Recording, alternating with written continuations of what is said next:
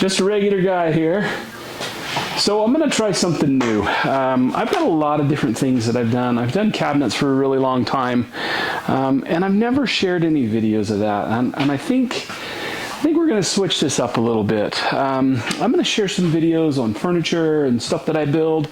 We're also going to do some videos on knife making. I'm just going to start to share a lot more. I've in the past shared a lot of like reloading and shooting stuff, but I want to take this just a little bit further. I appreciate all of the people that have subscribed, and I think I just want to take it a little further. I really like the DIY stuff, and if there's something that I can show you that you can do yourself, awesome. So I do a lot of furniture, and the piece that we're going to be making, that I'm going to share a video with you today, is this table right here. This is actually a pretty simple one.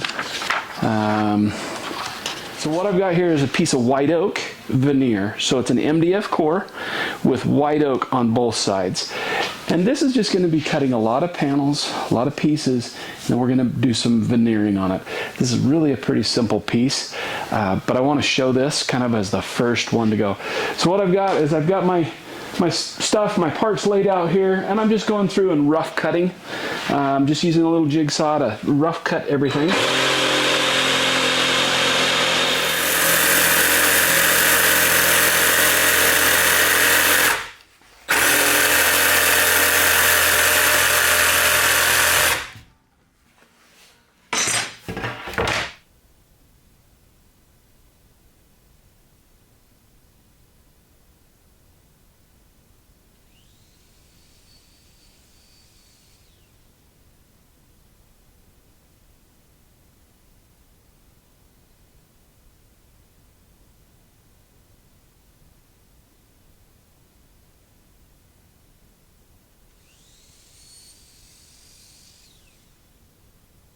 So this is that piece that we just cut. I'm going to use this as a template. I need 4 of these pieces to create those boxes on the bottom of that table.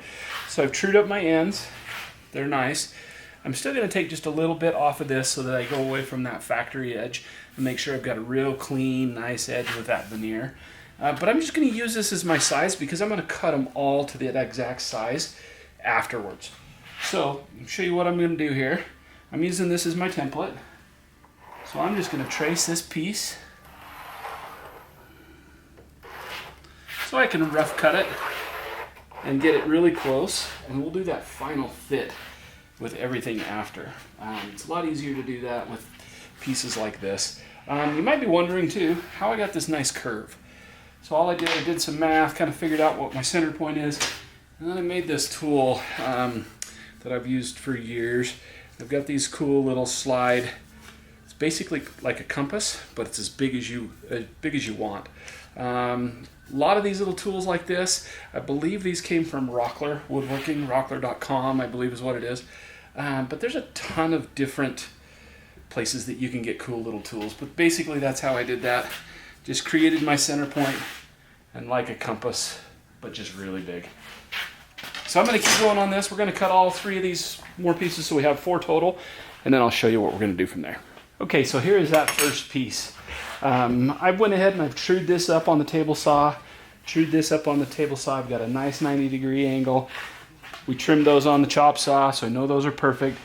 We took a lot of time and sanded that on kind of the round end of a belt sander to make sure that I've got a perfect, or as near to perfect as I can, little ellipse. Now this is going to become my template, and I'm going to be careful with this because this is one of the pieces. If I was going to do like a production piece, or a lot of pieces, then I would actually make something that's sacrificial that I can use as my template, but I'm just going to use this one for right now. This next step, what I'm going to do is I'm going to show you how we flush trim. So I'm going to be using a router and a flush trimming bit. So this is a flush trimming bit. Basically we have a bearing that it rides on, and then the cutting blade. So it comes down and it rides on this piece and cuts the piece that we'll have clamped above it. And I'm going to get ahead of you on something. I know, I can just tell right now, the comments are going to be like, what the heck kind of router is that? So this is a Porter cable. And in order to kind of tell you about the Porter cable, I have to go way back. So I owned a cabinet shop, gosh, for about 30 years. 20 of that, We were full production, everything. About 10 years ago, I kind of shut it down, if you will. I started working for a fire department, later became a paramedic, and that's where I found my true love. But I still love to build. I still love to build cabinets. I still love to build furniture. But now it's more of when I want to. So long story short, the Porter cable. So these are routers that I bought years and years and years ago, and Porter cable doesn't exist anymore. Every power tool company seems to have its little niche in the industry, and Porter cable, in my opinion, was its routers. I freaking love these routers. I've got a few of them kicking around. Can't really get parts for them anymore. You can't, so it's like, oh boy, I hope they just keep going. And I'll tell you what, they keep kicking. So I keep using them. Anyway, that's a Porter cable. So don't ask. You can't get it. You're gonna have to find a different router. I really like the D handle router for like kind of this production stuff. There's a lot of different types of routers. This is what we're using here. So I'm gonna get this all set up, and then I'll show you how we flush trim. Okay, so this is our piece. Our pattern piece is on the bottom. We have a slight overhang all the way around. So now what we're going to do is we're going to use a flush trim bit to trim away to that exact piece below. Most important thing is that we don't allow this to move. So I'm always going to keep clamps on it. Even though I'm going to move the clamps around and I'm going to trim in other places, I'm always going to keep it clamped to the table. So to get going, we never start against the material we're working. We start up and then we come into it.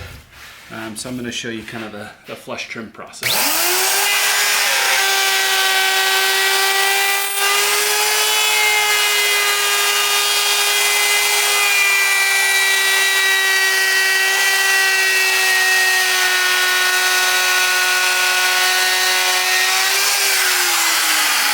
Really pretty simple.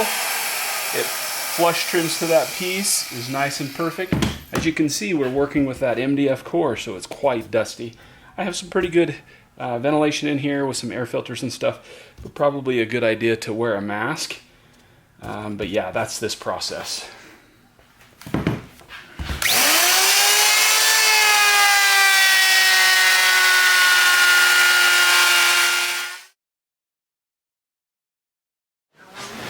All right, we're done flush trimming all these. I know that they're all exactly the same and just ready to go. So basically how this table is going to work, these are our panels for our base. So we're going to have front and rear panels. It'll sit kind of like that.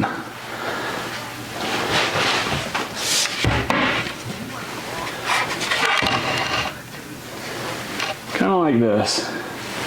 So what we're going to do is we're going to fill this void. That'll get a veneer.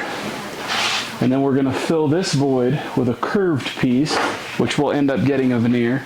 And the same thing over here. So basically it'll look like a box with a curve. And the reason why we're doing veneer is because of this MDF core. We need to hide that and cover it with the veneer. And then it's getting a little tabletop. The tabletop will just sit right on top. Just like that. Pretty simple. I really like, I probably need to explain why we're using this MDF core. We could probably do a glue up of solid white oak on this top and get away with it. Anytime you use solid woods, they expand and contract. And to try to do this solid and to do this curved solid, I would just be scared to death it's going to crack and come apart. So we use veneers, and proper use of a veneer makes for a nice piece. This is very contemporary, and I think the veneer will be just fine. So we're just putting these caps and these pieces in here.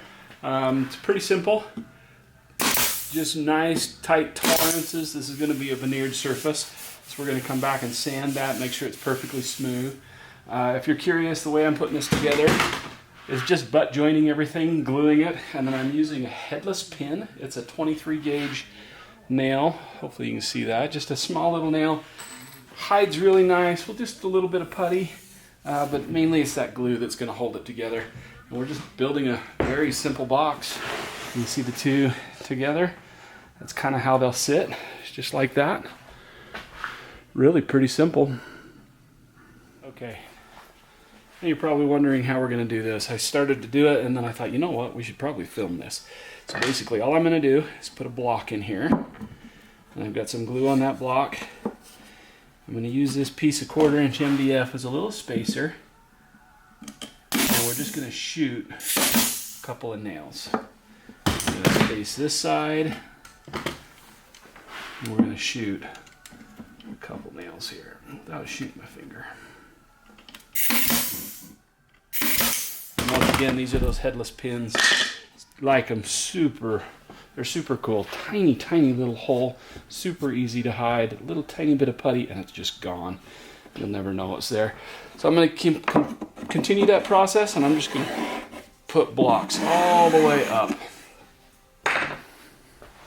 Okay, so that's all done. Now what we've got to do is get this all clamped up.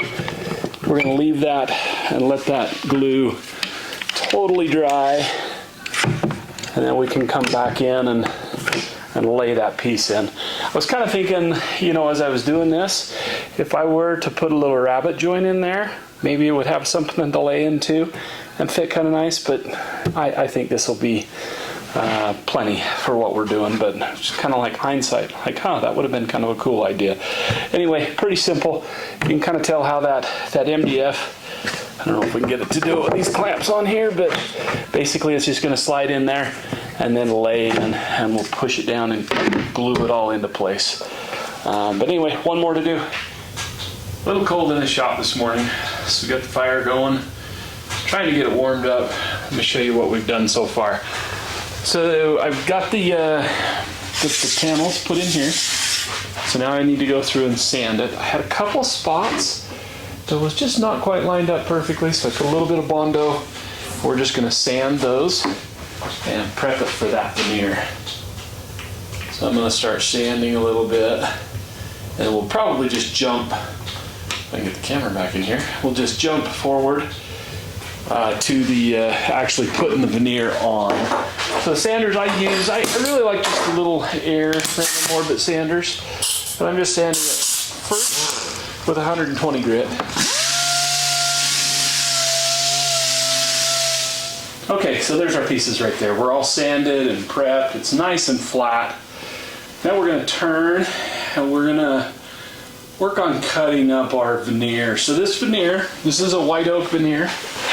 It's pretty thin stuff. You can see it kind of has a paper backing with the veneer on the top. What we're going to do is we're going to cut this into strips.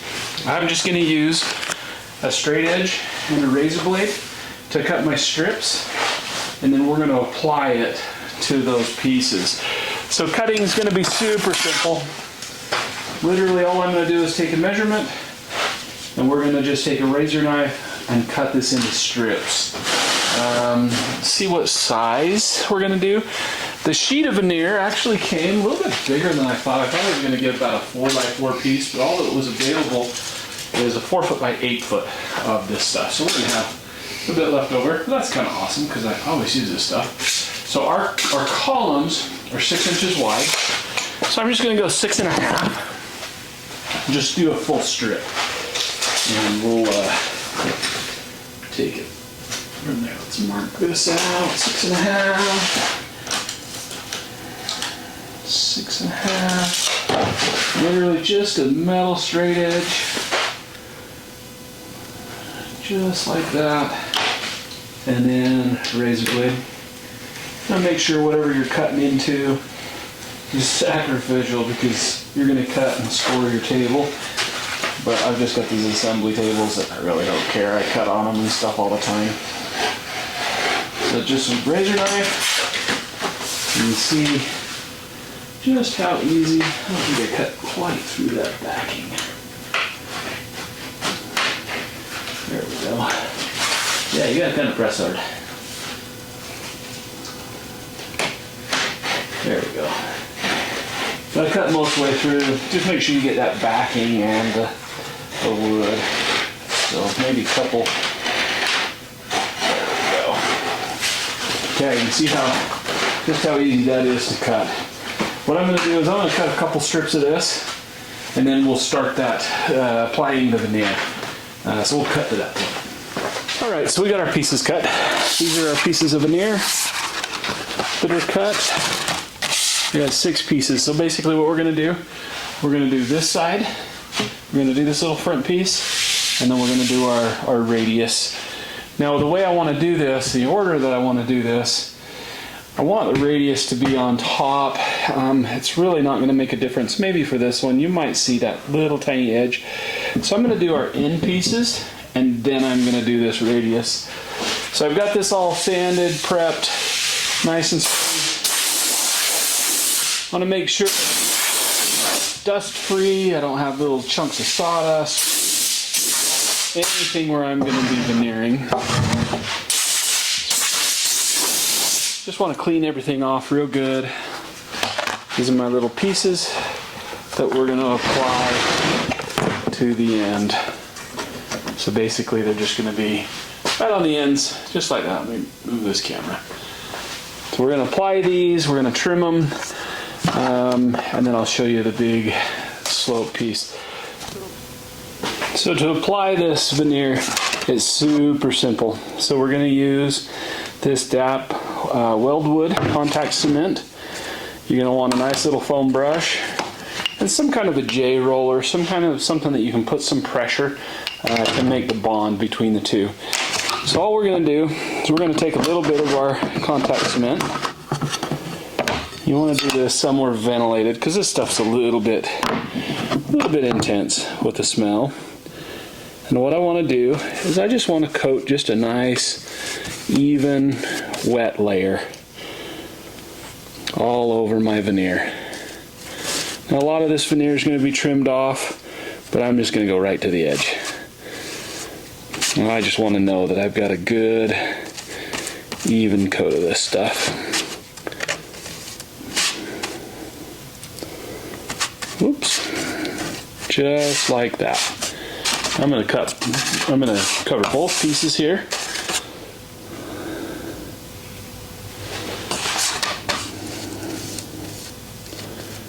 And you want to do this on a piece of scrap wood or, I don't know, something to protect the surface, but this gets on stuff and it doesn't come off. Basically, it's just kind of like a rubber cement, just kind of a high quality rubber cement type stuff.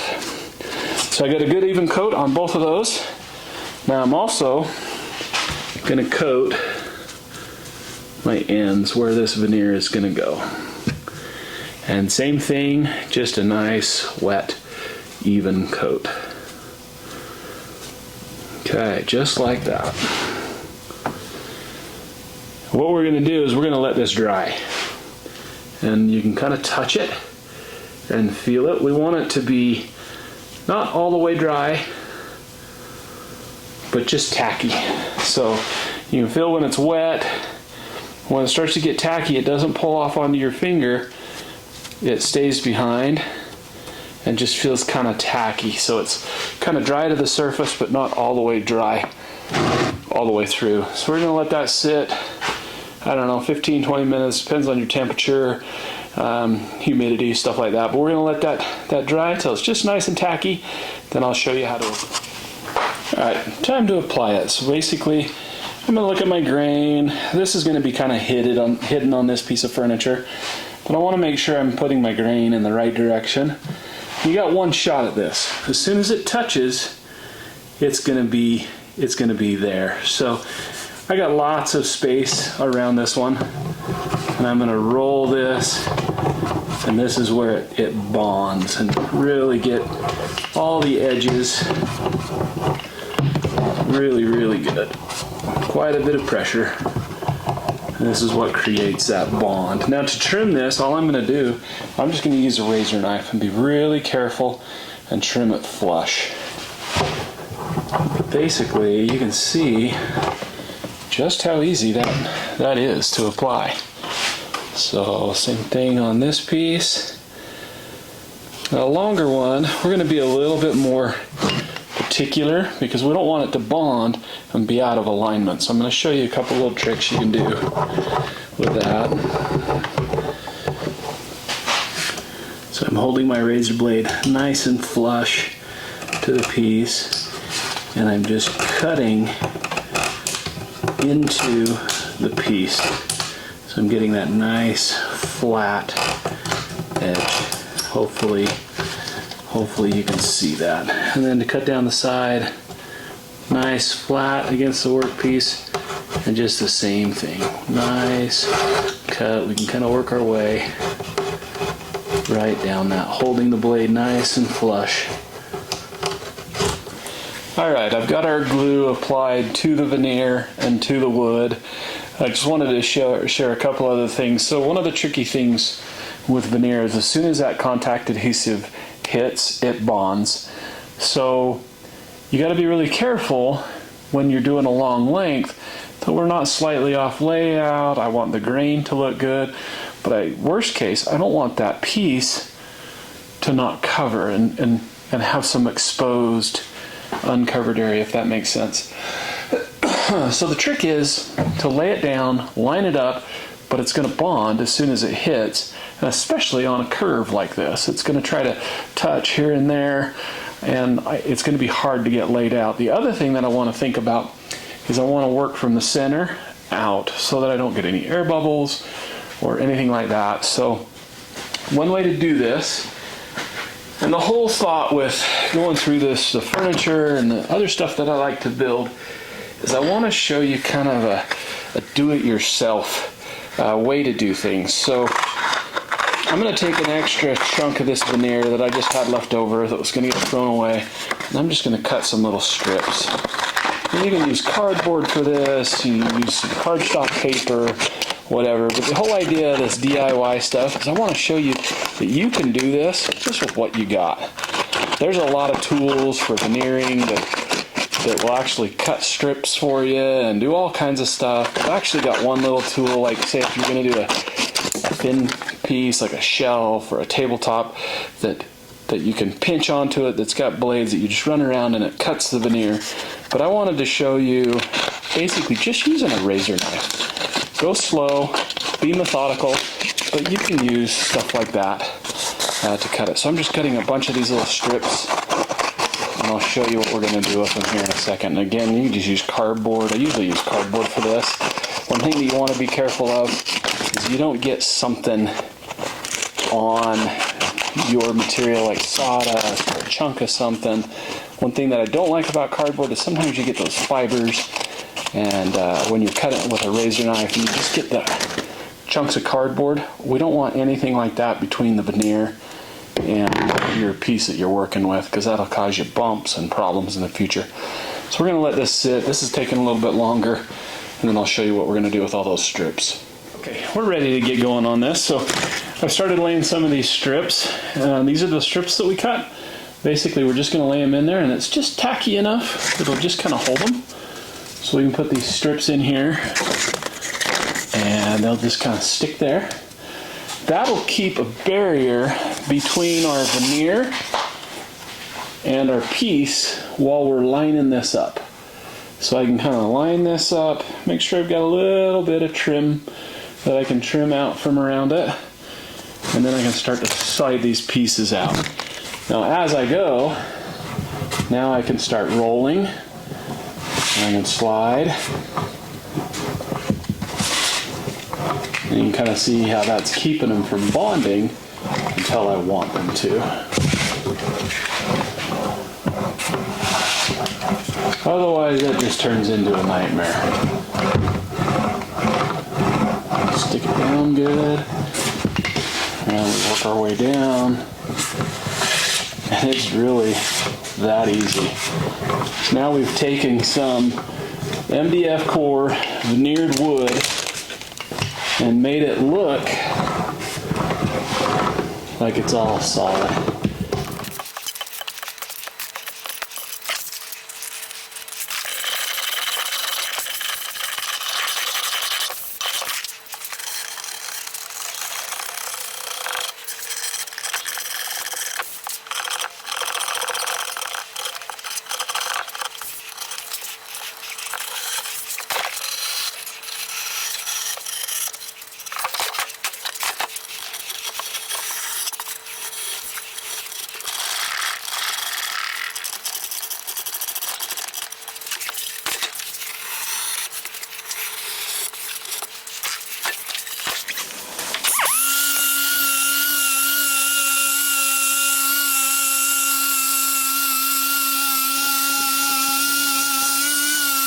what they've decided to do is they want it a little bit taller now. Apparently they just want a little more height. So we're gonna add kind of a little base to it.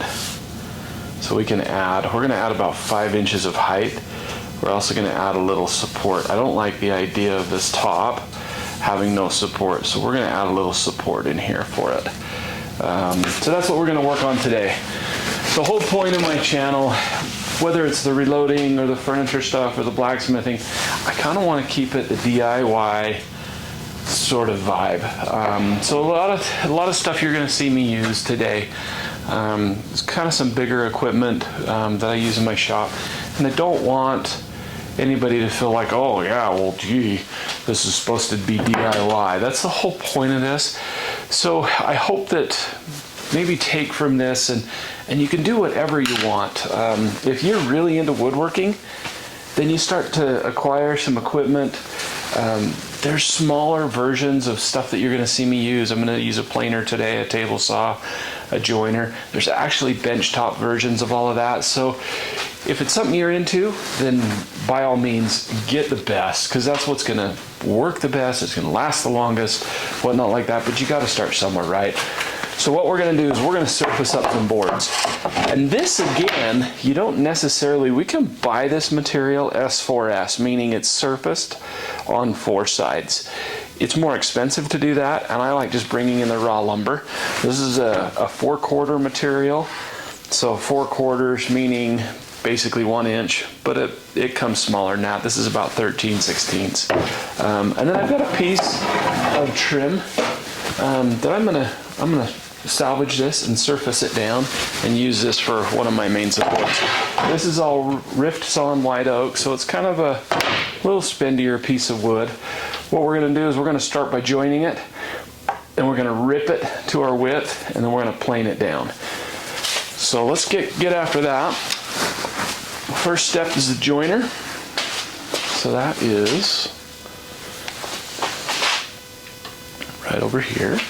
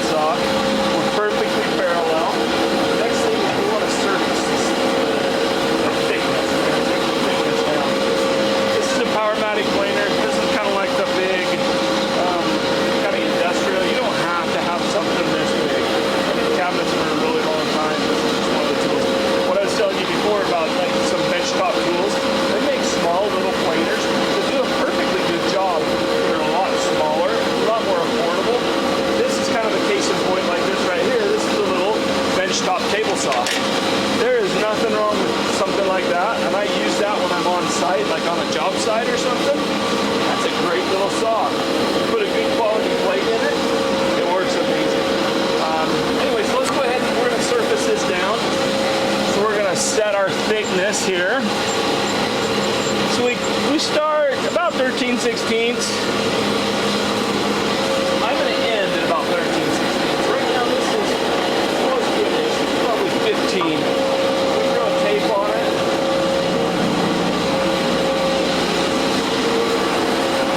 Yeah, we're 15/16. So we're going to take it down a 16 and then a 16 on both sides.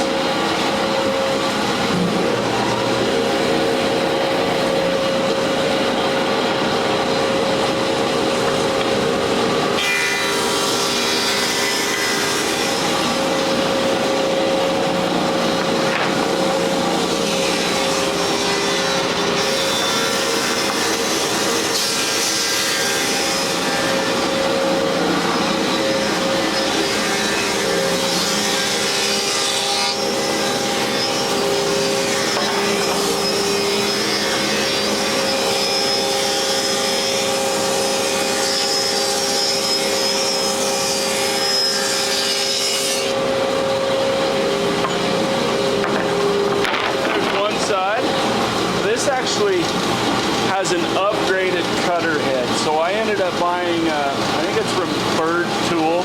It's a spiral cutter head that has teeth in a spiral. All the blades are in a spiral. Makes it quiet and it makes it do an amazing finish. And I know Bird Tool, they make cutter heads for pretty much everything. Even like your little DeWalt planer, your joiners, your big planers. Highly recommend that. Basically, we're just gonna take another 16th off. This time we're gonna do it on the other side.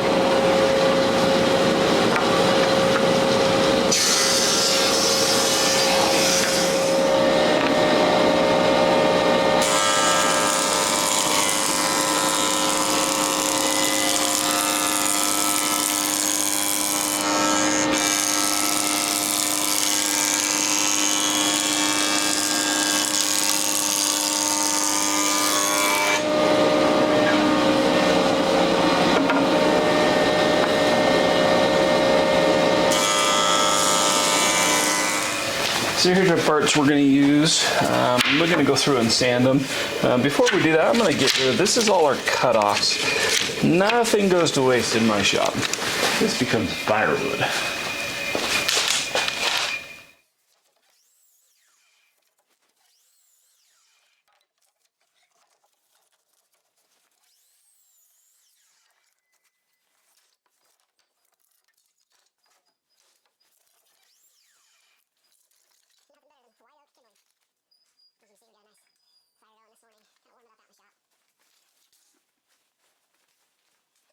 All right, back to our sanding. So basically what we're going to do, we have this trim that's going to go all the way around the piece.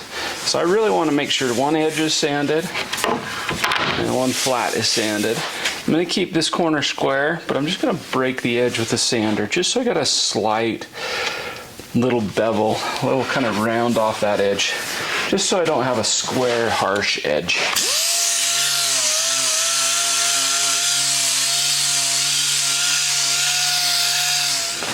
Our next step in the process is we gotta put some veneer on the edge of this. This is our tabletop. So I've created a little curve on each end. This is a veneered product, so we have that MDF core. You could use solid material for this. But there again, I just always get nervous that a crack might start to develop or that something cup and warp. And for something this modern of a piece of furniture, I'm totally cool with using the MDF core. It's a really good product. I really like it. But we need to cover up that MDF. So we could cut a strip of the veneer, like we did that, lie the contact adhesive in there on both pieces and put that on. I'm going to use something a little different. So I've got an edge banding machine that I can put stuff through and it'll apply an edge band. But I can only do it on straight pieces, so like shelving or whatever, straight stuff like that. Maybe if I'm building a Euro cabinet, which is a four-letter word to me, I think Euro cabinets are garbage. But occasionally I have had to do it, and sometimes we need to put either a white or a wood veneer on the edge of those cabinets. So we're going to do this. This is just a white oak banding material. This comes pre-glued on this one, so it's basically a hot melt glue, and because we've got it on this curve, I can't put it through that machine, so we're just going to apply it with a heat gun. The important thing is we get the right temp to melt the glue, and then we use something to press it while it cools. And if we do a good job, it'll be nice and stuck. It'll be really good. And this is slightly thicker than our other veneer, so it's a good option. And I hate that they put the freaking stickers all over everything.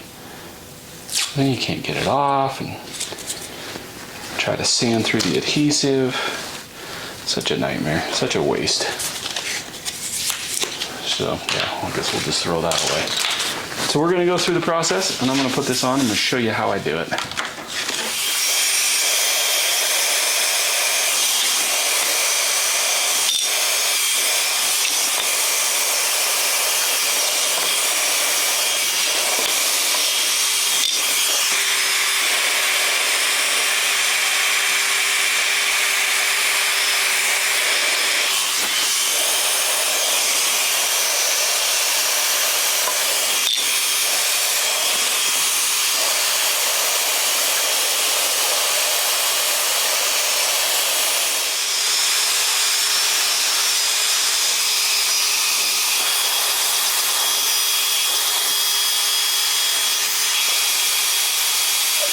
Okay, that's pretty much it. That's all heated and put on. It's amazing how well it sticks if you prep it right, and then you use some good hot heat to put it on. Now to trim the excess off, I'm just going to do the same thing that we did with that veneer. I've got a little tool that you can squeeze on. It's got a couple little blades, but to be honest, I just like a razor blade. So I'm just going to use this razor knife. I'm going to hold it flat to the veneer and just slowly go along and just trim it off. I think I like the razor blade the best because I know I can always have a brand new super sharp blade. Okay, so now we got to put the base around it. Basically, we're going to lift the whole table up just a little bit, gaining us a little bit of height for them. So I've just cut some blocks. These are 4 inches tall. They're just out of some scrap material that I can set this up on.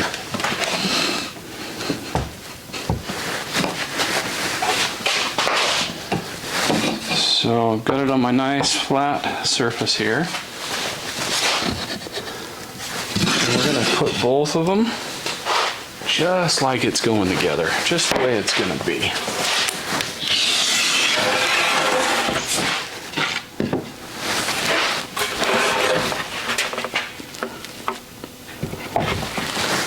Out like that.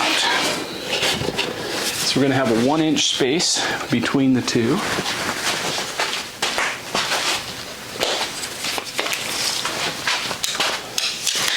Almost perfect.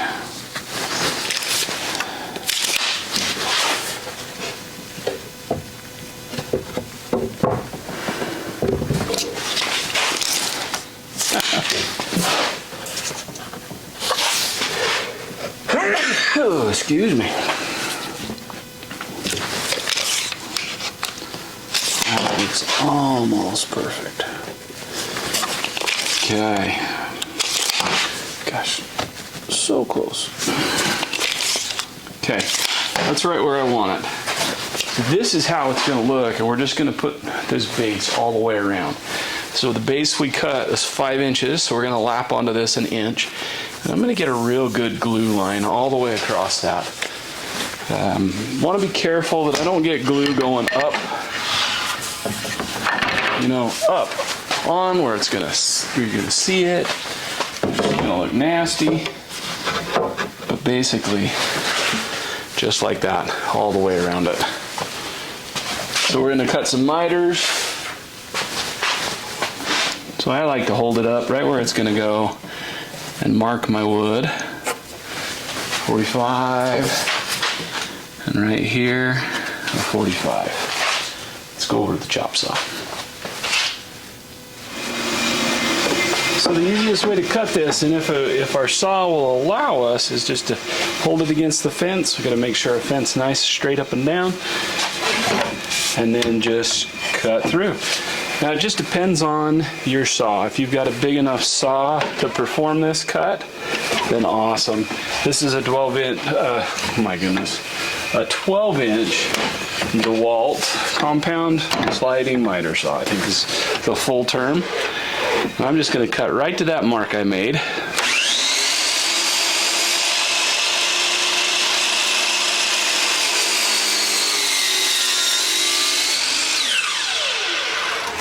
Okay, that's our cut.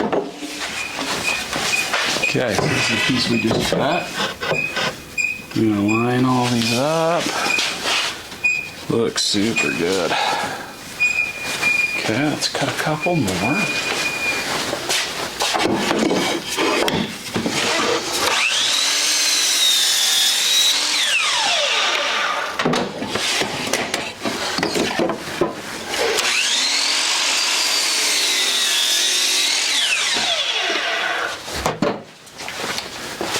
This was just our scrap piece. I just went and cut a 45 on both sides, so I can just line these up. Little mark. So that's going to be one. Now I can take it over here. This little stove out of the way. Line it up. And now I've got the other side. All right, so now we're just gonna put that trim, we're gonna glue this trim on around the base. So I'm just gonna put a nice little bead of glue. I know I've got an inch to play with, so I'm gonna kind of go on the bottom end of that, maybe 3/4 of an inch down, and just a nice even bead. Now hopefully that doesn't squeeze up and out. If it does, I'm just going to take a wet rag and wipe that glue away before it dries. We're going to hold it up into place. Make sure we line ourselves up perfectly.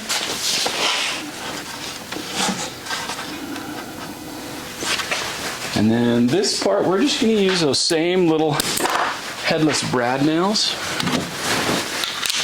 It's a 23 gauge nail. Really all we're doing is holding it until the glue dries.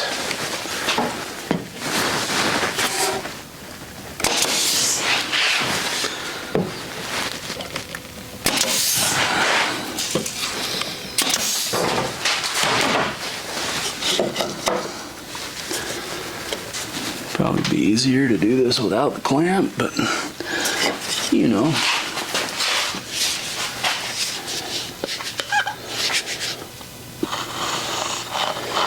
And make sure we glue that miter really good on this one. A little bit of glue comes out on that, no big deal, we can sand that off. But I just want this to be super strong.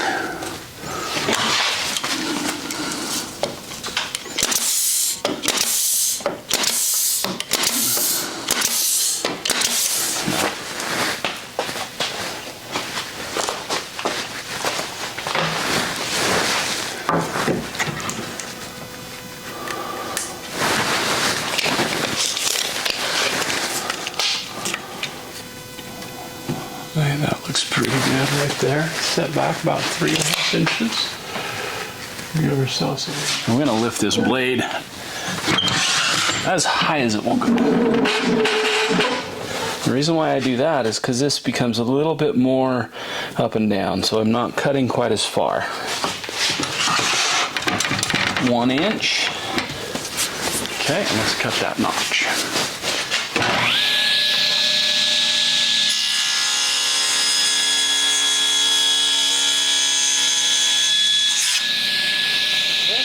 Stop there. So you can see the blade stopped here, but look on this side, the blade stopped like right there. So that's why it stopped short. So now we're just going to use the jigsaw to finish this up.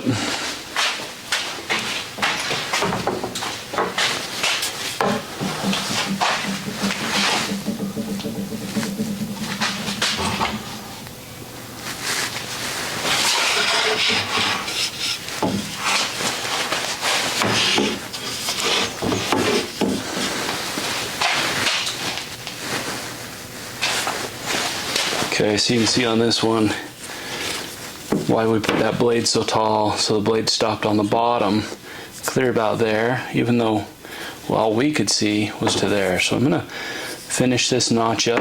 I'm just going to use a jigsaw.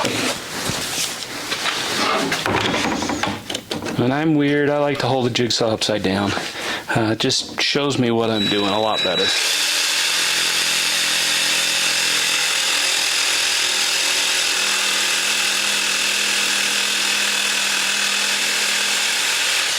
Okay, right there.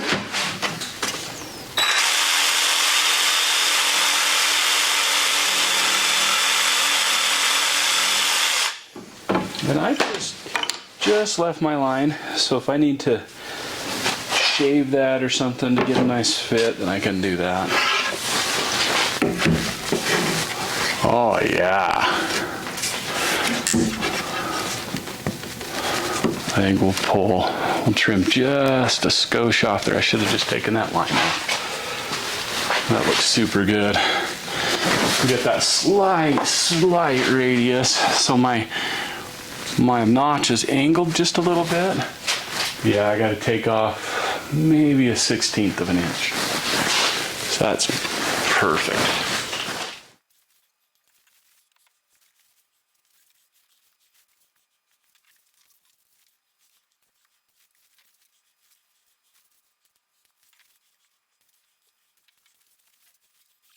I don't want to slide it around too much because I've gone through and sanded everything, but I want to put that blocking on the bottom. So basically what we're going to do, again, we're going to put a block here, a block up in here to fill in that gap, and then a block here. So we got to decide how what we're gonna put under it. I like leveling feet. I think I said that before. I think we're just gonna use some felt pads. The floor, it's gonna go on a wood floor, and it's a really nice flat wood floor. So I'm hoping with the pads, it'll just give it a nice surface to kind of ride. For the blocking on the bottom, I'm just using a leftover scrap of this base. So this is the piece that I'm going to put to fill that gap. So I've got my nice sanded finish.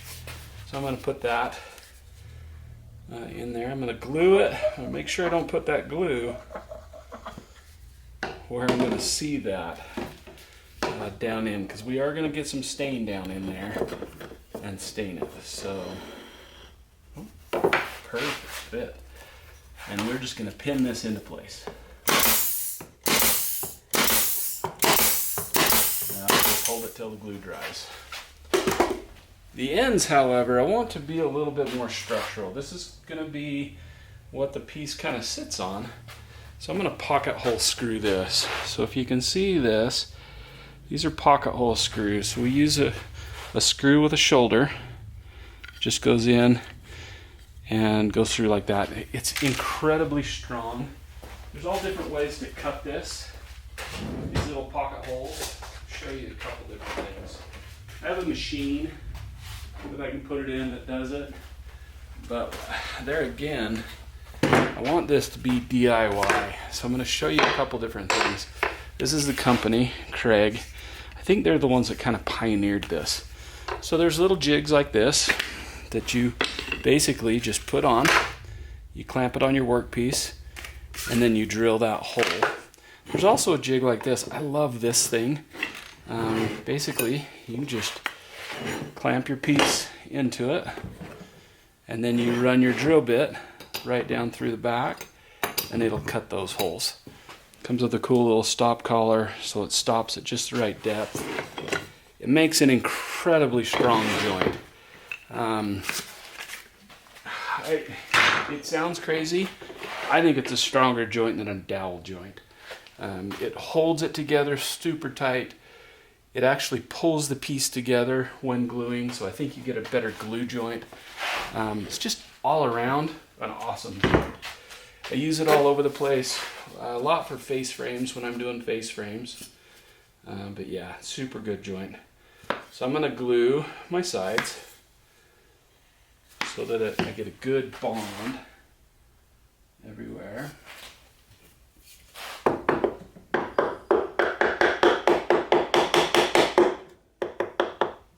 Okay, nice and flush. Let's throw a clamp on there just to hold it while I screw it.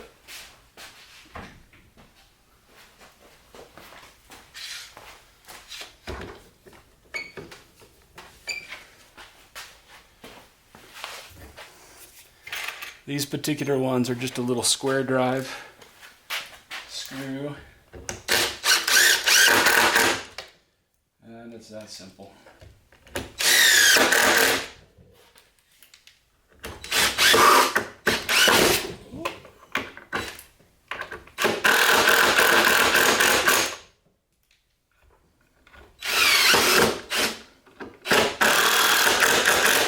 Okay, just like that. All right. Let's throw the clamp on this one.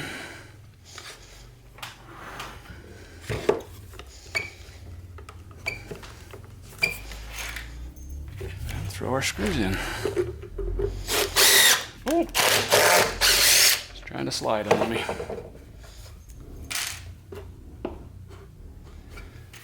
So we can start underneath the clamp. Maybe that'll work better.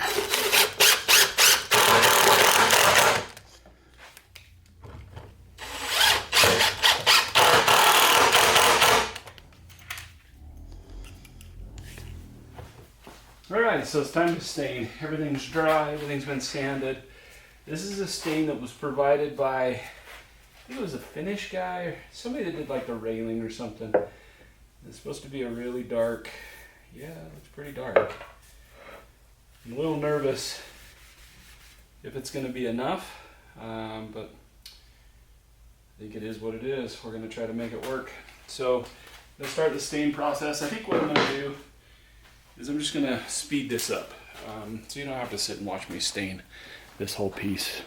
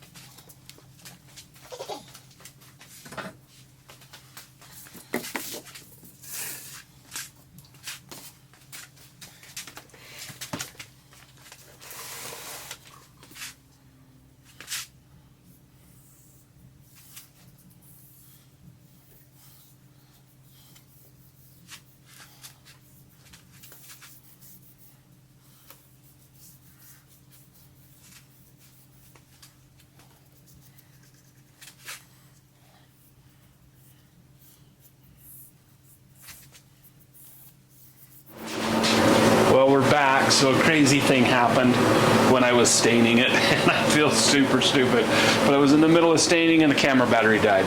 So now all of a sudden, boom, it's done. It's been a couple of days. We're super dry. We talked to the client and we were kind of talking about it, and they want to go a little bit darker. So if we put a clear coat on it, it's kind of got this color. It won't be shiny like this. We're going to use a really flat, dull clear coat, but they want to go a little bit darker. So what we're going to do, we've got this stained, it's dried, it's ready for finish, but we're going to tone it to make it darker. So I'm going to show you how I make a toner. This is I don't know how common it is. I don't know how many people do it this way. I've done this for years. It works great. You have to be careful, but it works great. I'm going to set the camera up over kind of in the stain area and show you how I make a toner.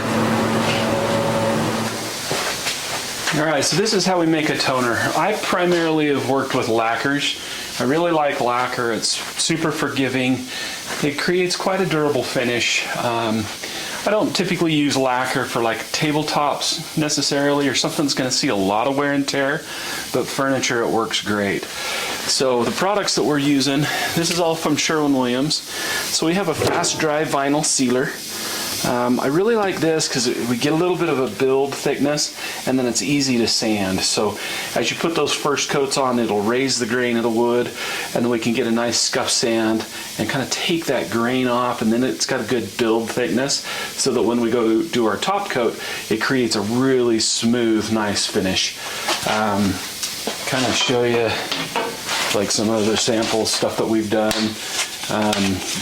Lots of cool colors. This is kind of like what we're going to be doing. It's going to be a flat finish like this, not super shiny. But let me show you how to make the toner. So you need to be careful with the toner that you're using a product that will melt into or mix with your lacquer. We're going to be toning the vinyl sealer. So we want to make sure that it doesn't separate, make sure it mixes in. And we're also going to not use very much. We're just going to get a little bit of color in our clear coat, and we're going to use that for the first couple of coats to get the color that we want. I want very much for this to be a DIY stuff, so everything that you're seeing me use is still stuff from my cabinet shop that I did back in the day, but everything that I do, you can do it by hand. So we're going to use a scale. This is a really fine scale that I'm going to measure my my finish out in, but you can just do it in, you know, quantities, in cups or tablespoons or whatever you have. Basically, we're going to go maybe just a little less than 10% on our mix. So we're going to take our vinyl sealer. Should be good and mixed up. I was just using it. Pour a little off yesterday. So, oh, I need to grab a tool to open that.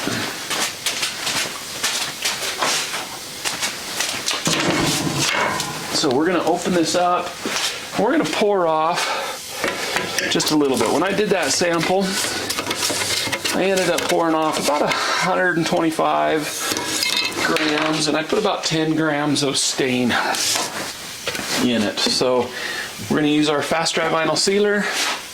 We're going to zero the scale, and I'm probably going to put, we'll start with a 250 and see how that looks.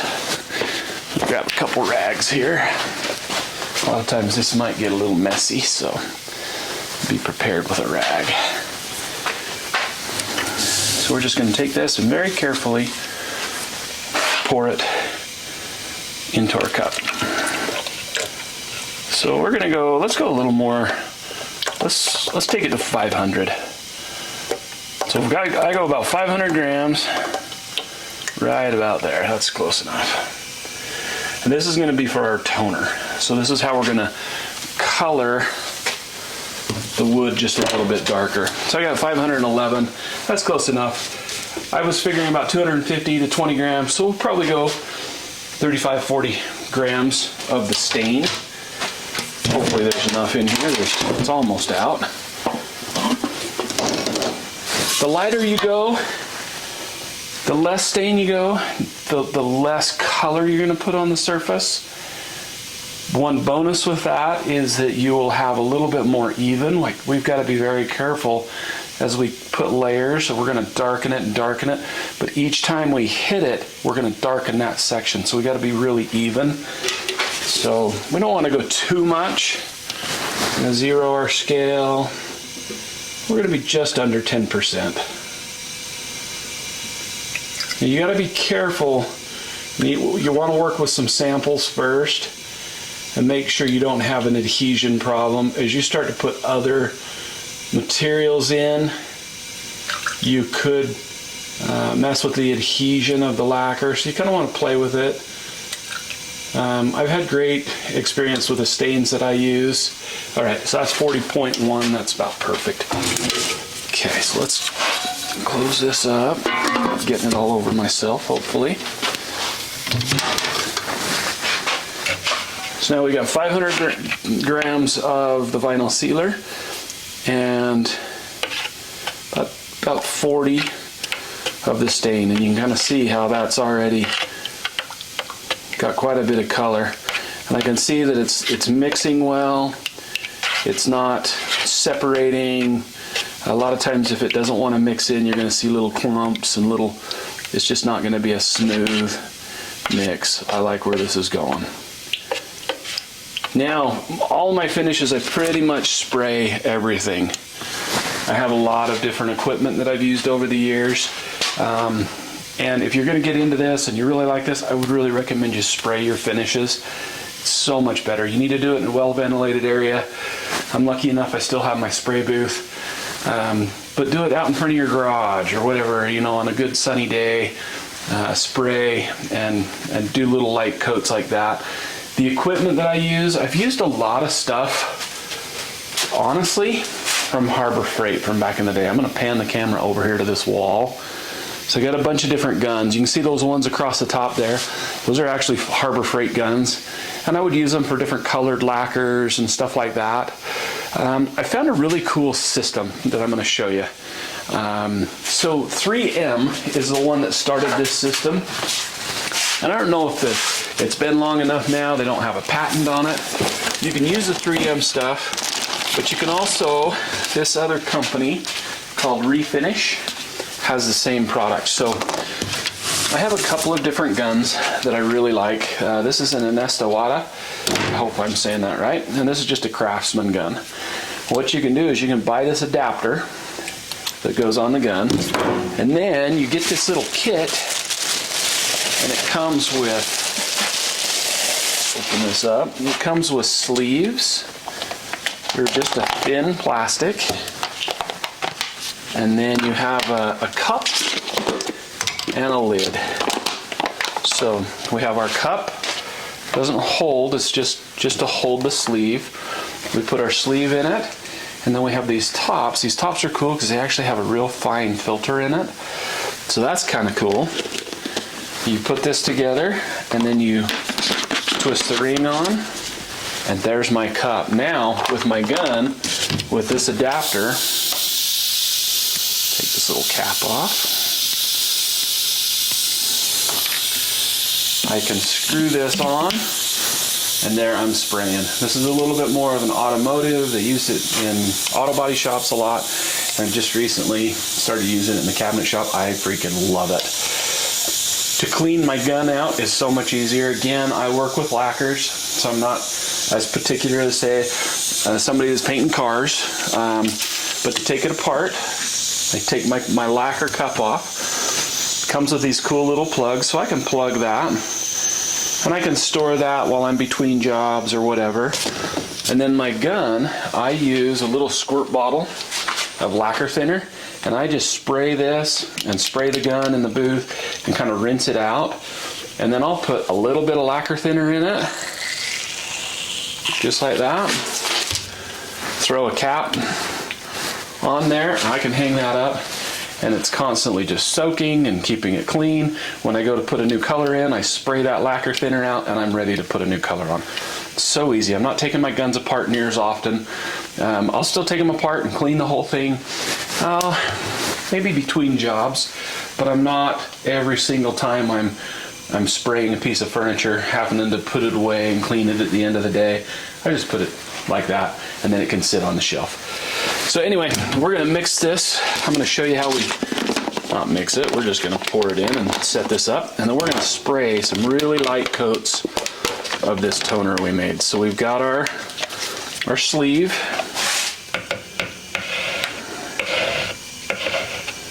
And we're gonna put our toner, we're gonna pour some toner in this little cup here. Okay. Put a lid on.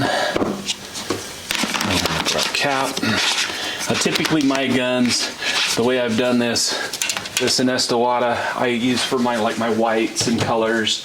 The Craftsman gun I've typically been using for my dark colors or my clear coats. Really doesn't matter as long as we keep it cleaned out. I'm gonna go spray this out. We're gonna put that on, and I'll show you some toning.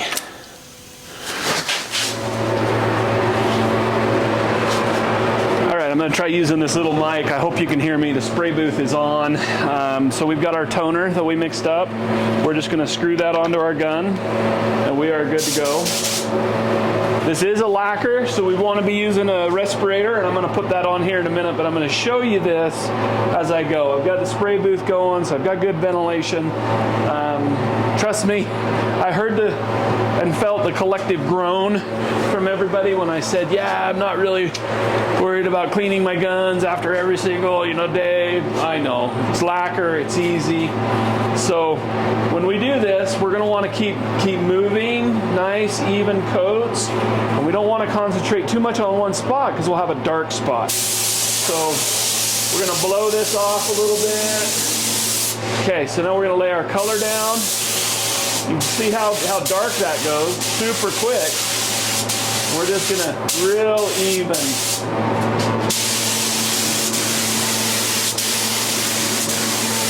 Nice even coat. We can kind of look at it. I'm almost like blur my vision just a little bit, and I can see where my lights and darks are. And I just want to try to get it nice and even. Just a nice light coat. And that's about as dark as I want to go. So I'm going to move that piece out onto a rack, and then we'll do the bigger piece of furniture here. And I'm going to put a respirator on for that.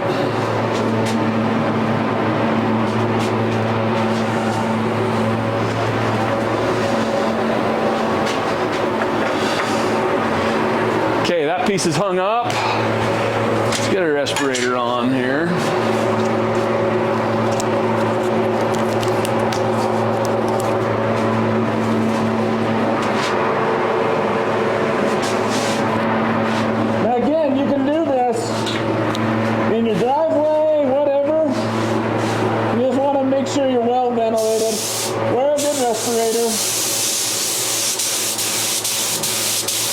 So see how we're planning that.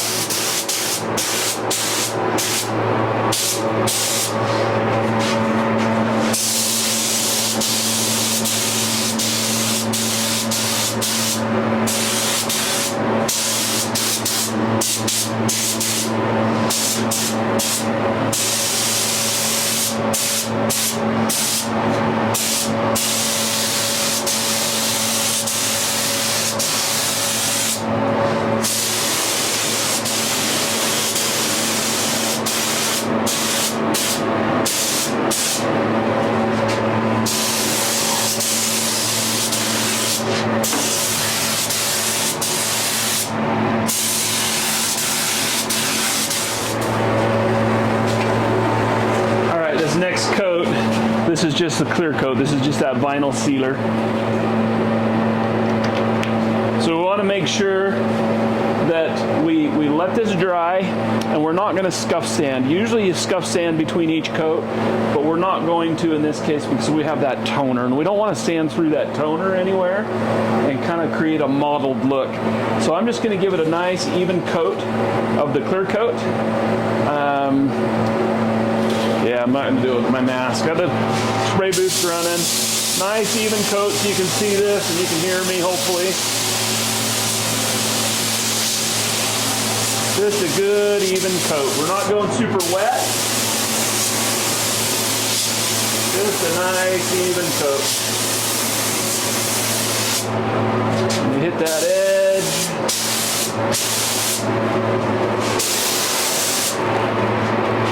All right. Now I'm going to move that out on the rack, and then we'll clear coat that big piece. I'm going to put my respirator back on for that. I don't like being in the booth, breathing all that nastiness. So let me move a couple things, and I'll show you a clear coat on that big one.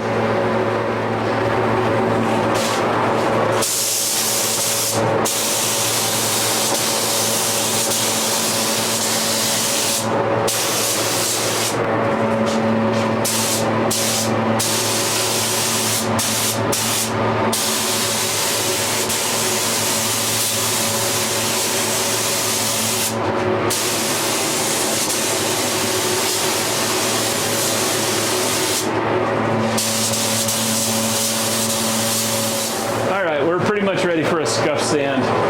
So what we've got, I really like this little foam pad. This is a 3M product. It's a fine, kind of a little sandpaper on foam. The other thing that you can use is Scotch-Brite. If you have something that's got a lot of profiles in it or something like that, Scotch-Brite works great. I use these little foam pads like crazy. Basically all we're going to do is just a nice scuff. You can kind of feel how it's got little grains are kind of popped up. So we're just nice, light, flat, getting rid of all that. We're going to scuff all over the place. You kind of notice kind of a white chalky feel on here. That's that fast dry vinyl sealer. And just kind of lightly sanding that top coat that we did everywhere. Make sure I get in everywhere. You can really feel it. It feels kind of rough. And as you do this, it starts to feel just super smooth.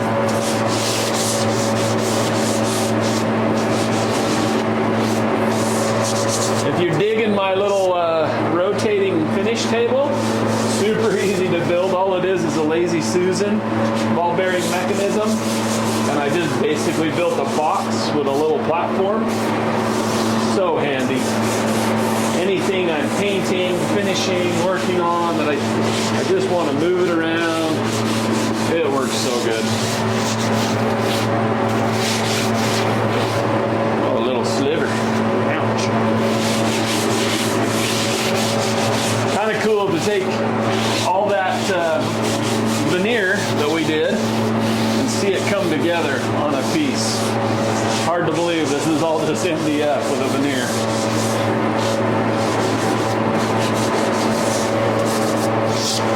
So just all the way around it. Make sure I don't miss anything. This has got a front and a back. This is, let's see, this is actually the front. So this is, I want to be a little more particular. But yeah. Try to get down in there. Nice, silky smooth.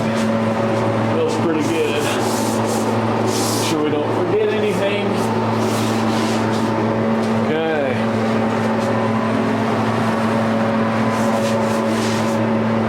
Looks pretty good.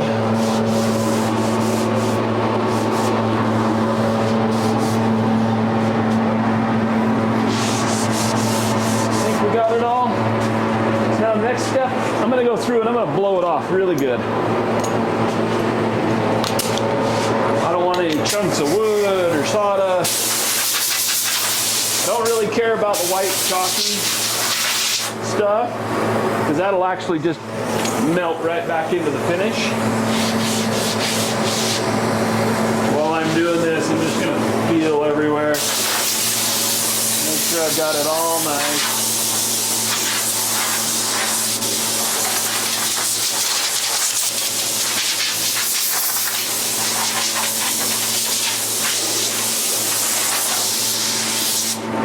Let's mask up, put one last coat of that vinyl sealer on there.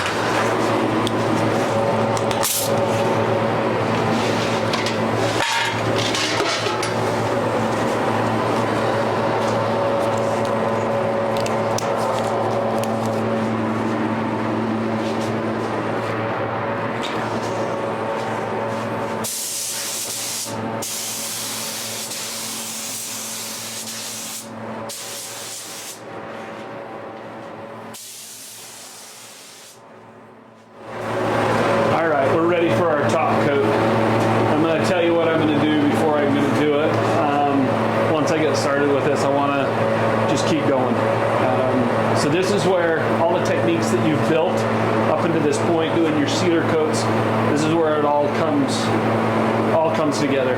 So this final coat, this is a lacquer coat. I use a pre-catalyzed lacquer. This is a T77 F59, so it's a flat lacquer, pre-catalyzed. The catalyzer is a hardener that goes in the lacquer that makes it a little bit harder, a little bit more durable. As I'm shooting this piece, I want to be careful. Lacquer dries really fast. So if I get some overspray on a spot, I might have that dry a little bit faster and it'll cause what looks like a flash effect. So I won't have a real even coat. So I want to move kind of fast. What I want is a really nice, even wet coat. I don't want drips or sags or runs, but I want a nice, even wet coat so that as it dries, I don't get any of those overspray spots. So it all looks like one seamless, nice finish. So I'm going to start on the back. I'm going to do the back, the parts that are up against the wall that nobody's really going to see, and I'm going to finish on the front. I want that front to be nice, even, wet coat. So I'm going to put my mask on, and I'm just going to do this. I'm going to start with the back, and you can kind of see how fast I go.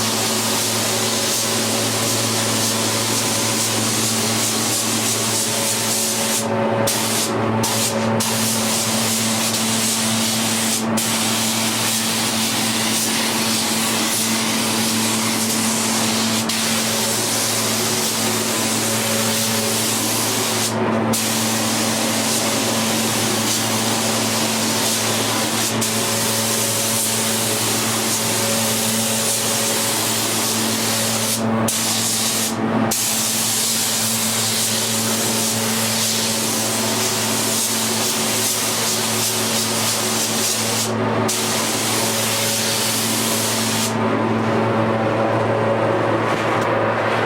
right, and that's done. We're gonna let that dry all the way before we take it out of the booth. Before we put fingerprints on it or handle it all, we just want that to completely dry. Not too bad.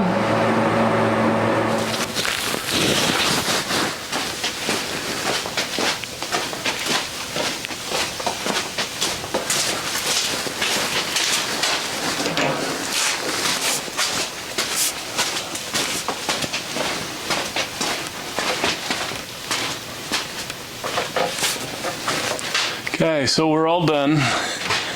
We've got to just attach the top. So I'm gonna just make sure the spacing is just right. I'm just gonna attach the top with some 2-inch screws. So we've got some countersunk holes kind of hidden up in this trim so we can screw through. And just enough to holds the top, but doesn't pop through, obviously. That's pretty much it. We had mentioned before, I didn't want to put the furniture feet, the leveling feet on this piece because I didn't want it to sit up too high. So I'm just going to use some felt little pads that will go under it and just kind of give it a nice soft feeling on the floor. I think we did pretty good. So this is our inspiration piece. Obviously we made it just a little bit taller. We wanted to increase the height without increasing the size of these big arches. So we wanted to keep it all the same. I think it turned out pretty nice. I'll share some pictures in the end when this is placed in the home. But anyway, I hope this was a fun one. This was really cool to kind of do some veneer work. Something a little different for me, a little more commercial looking, a little more contemporary. But anyway, that was kind of a fun piece. At the end, I'll show you the ones in the home, but hope you enjoyed that.